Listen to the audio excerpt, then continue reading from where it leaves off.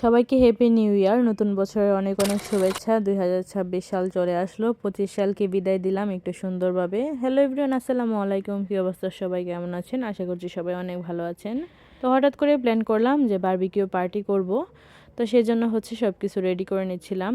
আগে আপনাদের মাঝে রেসিপিটা শেয়ার করি, ঘরোয়াভাবে আমরা করেছি। সবসময় রেস্টুরেন্টে বারবিকিউ খাই, তো বাসায় কখনো ট্রাই করি না, একটু নার্ভাস ছিলাম, তাই ভাবলাম যে ভিডিওটা করে রাখি, আপনাদেরও ভালো হবে যারা প্রথমবার করবেন। সরিষার তেল নিয়েছি প্রায় 10 চামচের মতো, তারপর রেডিমেড যে মশলাটা প্যাকেটে পাওয়া যায় বারবিকিউর, সেটা দিয়ে দিছি, লেবুর রস, আদা পরিমাণ মতো, রসুন পরিমাণ মতো, আর দই দিছিলাম একটু। তো এগুলো সব কিছু একসাথে মিক্সড করে নিছি, আর একটু লবণ দিতে হবে। সব কিছু দিয়ে ব্যাটারটা তৈরি করে নিলাম। তারপর মুরগিগুলোকে পরিষ্কার করে কেটে সুন্দর করে তো এগুলা মাখায় নিলাম। মাখানোর পরে 2 ঘন্টা রেস্টে দিয়ে দিব। 2 ঘন্টার জন্য আমরা ফ্রিজে রেখে দেব। এটা প্রথমে আমি বড় বলে মাখিয়ে নিছিলাম, তারপর ছোট একটা বলের মধ্যে নিয়ে 2 ঘন্টার জন্য ফ্রিজে রেখে দিচ্ছি। এটা ফ্রিজে থাকতে থাকতে এদিক দিয়ে বাইরে যেখানে রান্না করা হবে সেই চুলাটা তৈরি করা হচ্ছিল। দেখতে দেখতে সন্ধ্যাও হয়ে গেল। তো সন্ধ্যাবেলা রিং লাইট বাইরে নিয়ে সবাই চেয়ার টেবিল নিয়ে বসে আড্ডা দিচ্ছিল। তারপর একটু রাত হওয়ার পর আমরা একটু তাড়াতাড়ি করে ফেলেছিলাম, বাসায় যেহেতু মুরব্বিরাও খাবে।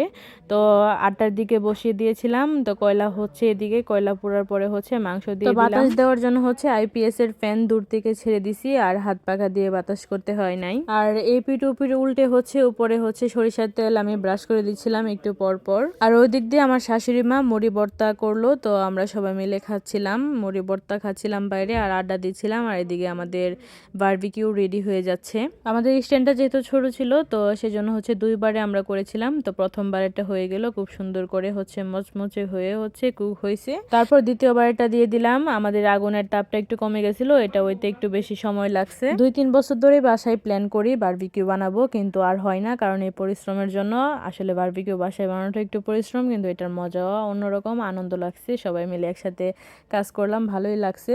আর এদিকে আমি বেশি করে রুটি বানায় নিছি, আর সালাদ বানায় নিছি। সালাদের মধ্যে দিয়েছিলাম টমেটো, ক্ষীরা, পেঁয়াজ, কাঁচামরিচ, ধনিয়া পাতা, আর প্রাণ চাটনি। এই সব কিছু নিয়ে একসাথে মিক্সড করছিলাম। এটা খাইতে অনেক বেশি ভালো লাগে, রুটি বা যে কোনো ধরনের বারবিকিউ বলেন, হাঁসের মাংস, যে কোনো ধরনের খাবারের সাথে এই সালাদটা আমার কাছে খুবই ভালো লাগে। আলহামদুলিল্লাহ, এই করতে করতে কেটে গেল 25 সালের শেষ দিন। আলহামদুলিল্লাহ 25 সালটা খুব ভালো কেটেছে।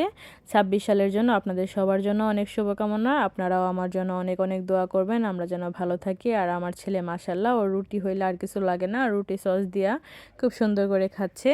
তো আজকের মতো এই পর্যন্তই। ভিডিওটা ভালো লাগলে লাইক, কমেন্ট, শেয়ার করতে ভুলবেন না, এবং আমার পেজটাকে ফলো দিয়ে যাবেন। তো ভালো থাকবেন সবাই, আসসালামু আলাইকুম।